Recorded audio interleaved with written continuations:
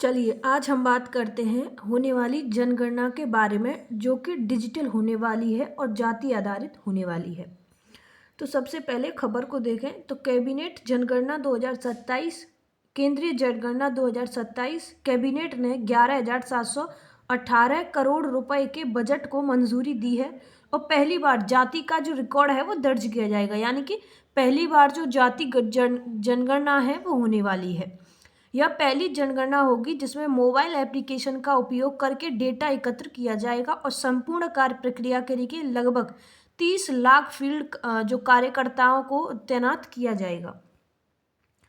इसको और पॉइंट से देखें तो केंद्रीय मंत्रिमंडल ने जनगणना 2027 के लिए संचालन के लिए 11,718 करोड़ रुपए जो है वो बजट को मंजूरी दे दी है और यह भारत की पहली डिजिटल जनगणना होगी जिसमें जाति आधारित जो डेटा है वो एकत्र किया जाएगा, जो कि 1931 के बाद पहली बार होगा। यानी कि 1931 के बाद कोई ऐसी जाति आधारित जनगणना नहीं हुई थी, लेकिन अब होने वाली है। इसका मुख्य जो विवरण है उसकी बात करें तो सबसे पहले इसका बजट केंद्रीय मंत्रिमंडल ने बजट के लिए 11,718.24 करोड़ रुपए का जो परिव्यय है वो किया है, मंजूरी जो है वो दी है।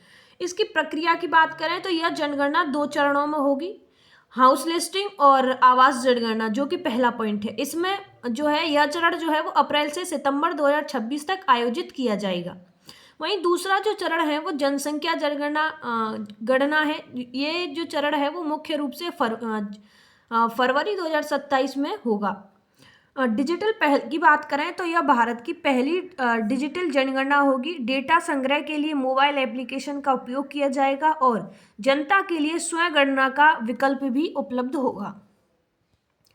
बात करें बजट की तो जनगणना 2027 के लिए कुल बजट जो है वो 11,718.24 करोड़ जो रुपए हैं, यानी कि 11,718 करोड़ 24 लाख रुपए जो है वो दिए गए हैं।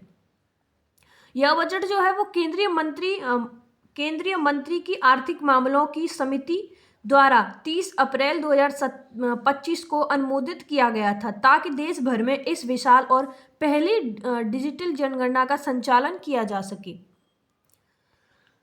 ऐतिहासिक विशेषता और जाति की जनगणना की बात करें तो जाति की जो जनगणना है उसको जाति जनगणना को जनगणना 2027 की सबसे महत्वपूर्ण और ऐतिहासिक विशेषता माना जा रहा है, क्योंकि 1931 के बाद यह पहली आर्थिक जो जाति आधारित जनगणना होगी। भारत की जनगणना में आखिरी बार जो जाति आधारित जनगणना है वो 1931 में की गई थी।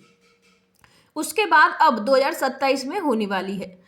राजनीतिक और सामाजिक महत्व की बात करें तो लंबे समय से विभिन्न दल और सामाजिक संगठन जातिगत जनगणना की मांग कर रहे थे ताकि पिछड़े जातियों की सटीक संख्या और स्थिति का पता चल सके।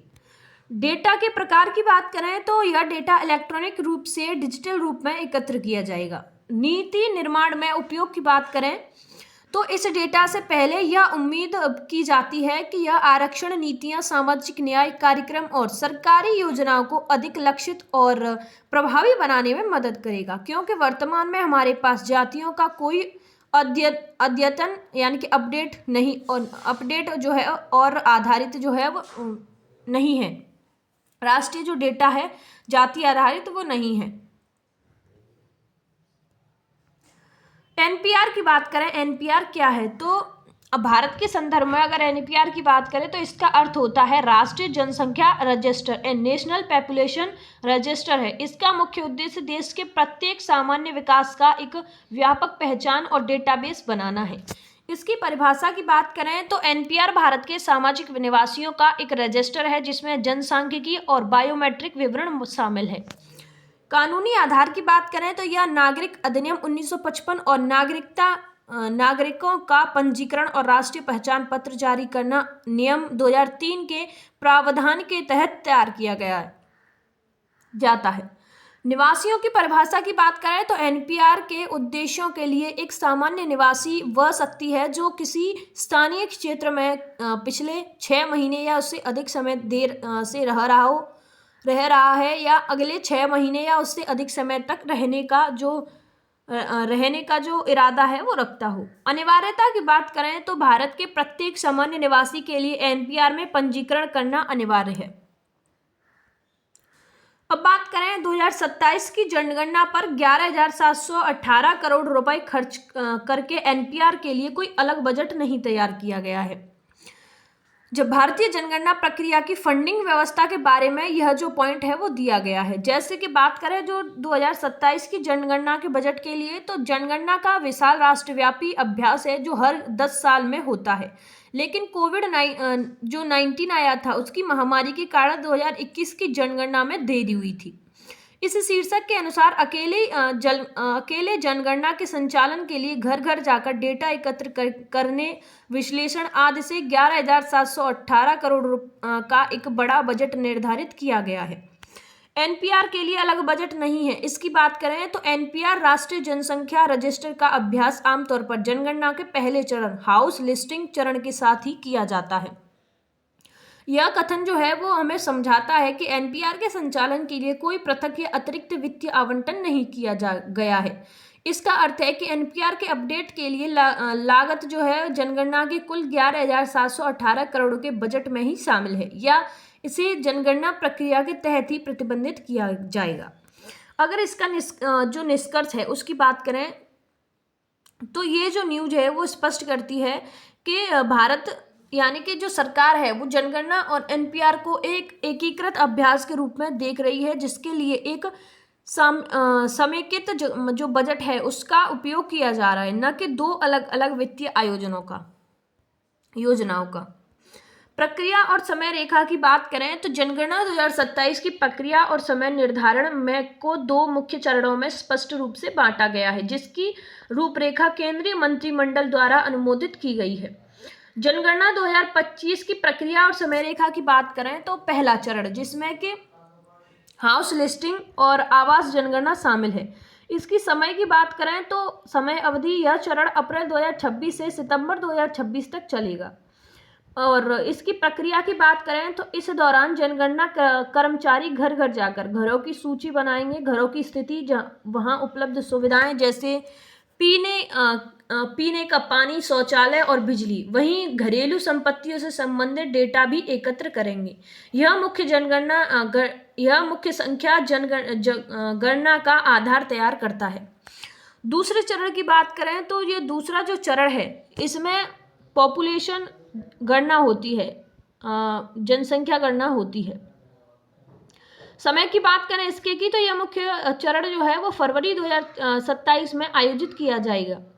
इसकी प्रक्रिया की बात करें तो इस चरण में देश के प्रत्येक व्यक्ति से संबंधित विस्तृत जानकारी जुटाई जाएगी, जैसे कि जनसांख्यिकी, उम्र, लिंग, वैवाहिक स्थिति, शिक्षा, आर्थिक गतिविधि, वहीं प्रवास की स्थिति, और इस बार जाति आधारित डेटा भी एकत्र किया जाएगा। वहीं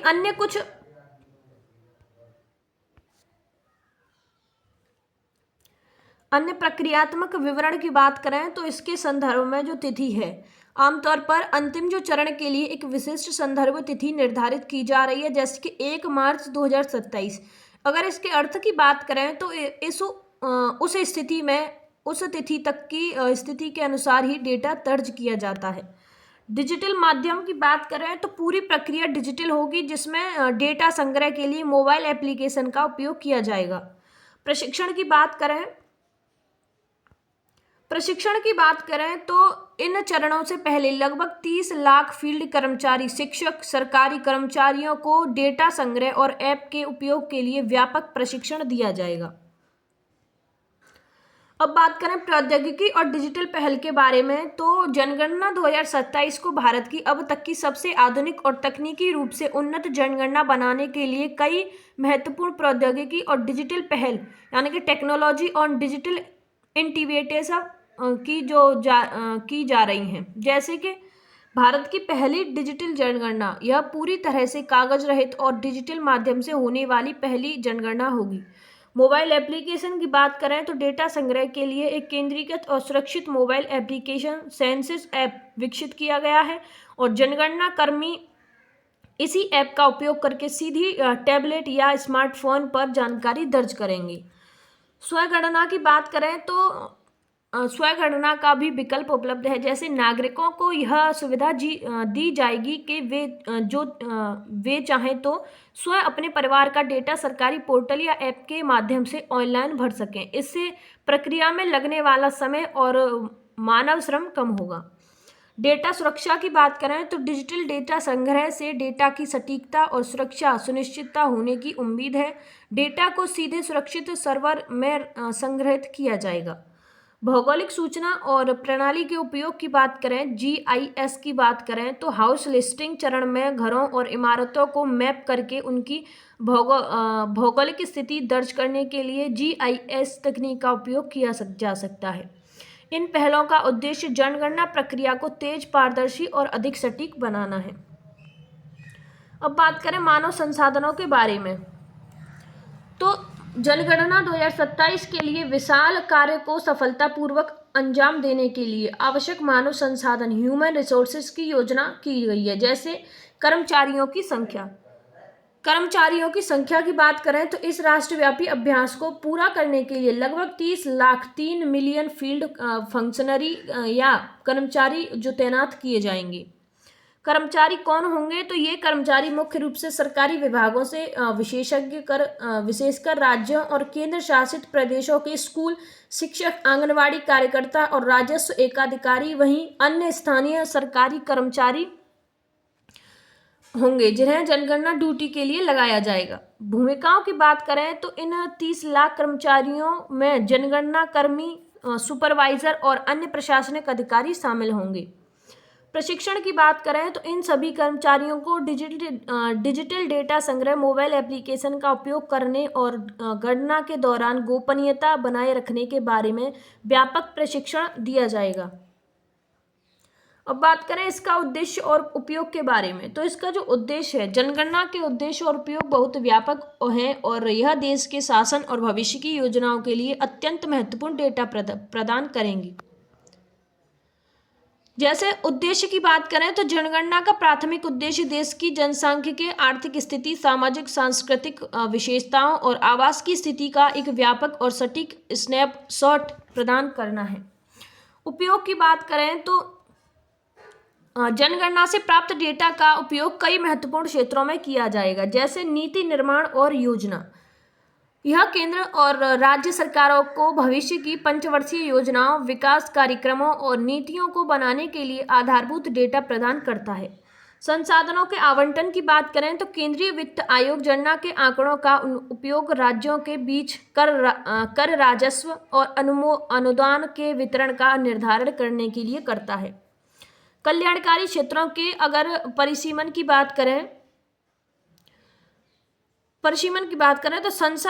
तो कल्याणकारी योजनाओं की बात करें परिसीमन की, तो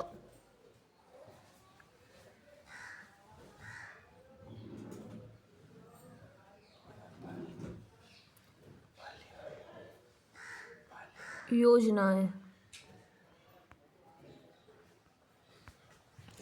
कल्याणकारी जो योजनाएं हैं, गरीबी उन्मूलन, शिक्षा, स्वास्थ्य सेवा, ग्रामीण विकास और आवास से संबंधित लक्ष्य सरकारी योजनाओं की प्रभावशीलता और आवश्यकता का निर्धारण जनगणना डेटा से होता है। जाति आधारित डेटा विशेष रूप से सामाजिक न्याय और आरक्षण नीतियों के लिए महत्वपूर्ण है। अब बात करें अनुसंधान और व्यापार के बारे में। अनुसंधान और व्यापार की बात करें तो शिक्षाविद, शोधकर्ता और अर्थशास्त्री, वहीं निजी कंपनियां जो बाजार विश्लेषण के लिए हैं, वे भी इस डेटा का उपयोग करती हैं। जनगणना देश के भविष्य के विकास की नींव रखने वाला सबसे महत्वपूर्ण सांख्यिकी अभ्यास है। अब बात करें डेटा गोपनीयता और सुरक्षा के बारे में, तो जनगणना 2027 में डेटा गोपनीयता और सुरक्षा एक महत्वपूर्ण पहलू है, खासकर जब यह पूरी प्रक्रिया डिजिटल माध्यम से हो रही है। अगर इससे जुड़े अन्य कदम जो हैं उनकी बात करें तो जनगणना अधिनियम 1948, जनगणना का संचालन जनगणना अधिनियम 1948 के प्रावधानों के तहत किया जाता है और यह अधिनियम डेटा की गोपनीयता सुनिश्चित करने के लिए कानूनी ढांचा प्रदान करता है।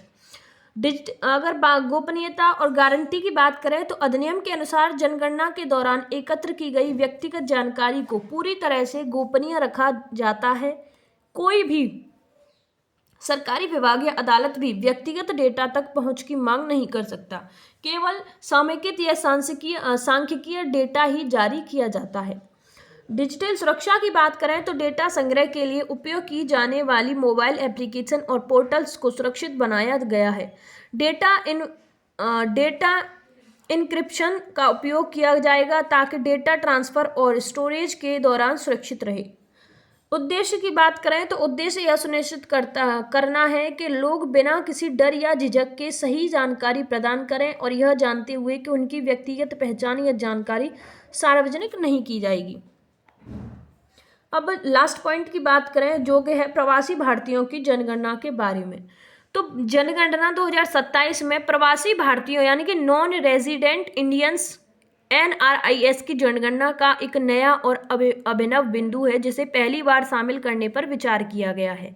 इससे जुड़े बिंदु जैसे कि उद्देश्य की बात करें तो अभी तक की जनगणना में केवल भारत के भीतर रहने वाले निवासियों की ही जनगणना होती थी। 2027 की डिजिटल जनगणना का उद्देश्य विदेश में रहने वाले भारतीय नागरिकों का भी एक अनुमानित जो डेटा है एकत्र करना है। डिजिटल सुविधा के लाभ की बात करें तो यह जनगणना डिजिटल है और इसमें स्वगणना जो है वो शामिल है। जैसे इसमें विदेश में बैठे भारतीय नागरिक भी अपने परिवार से संबंधित नागरिक जानकारी या अपनी जानकारी ऑनलाइन पोर्टल के माध्यम से दर्ज करा सकेंगे। स्थिति की बात करें तो अब यह अभी भी एक प्रस्तावित बिंदु है और इसकी विस्तृत कार्य प्रणाली को अंतिम रूप जो है वो दिया जा रहा है।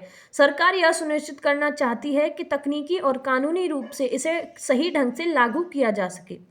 इसके महत्व की बात करें तो यदि यह सफल होता है तो भारत के पास अपने प्रवासी नागरिकों की संख्या, स्थान और स्थिति का डेटा बेहतर जो है वो डेटा होगा जो विदेश नीति, दूतावास सेवाओं और प्रवासी भारतीय मामलों के मंत्रालय के लिए अत्यंत उपयोगी होगा। धन्यवाद।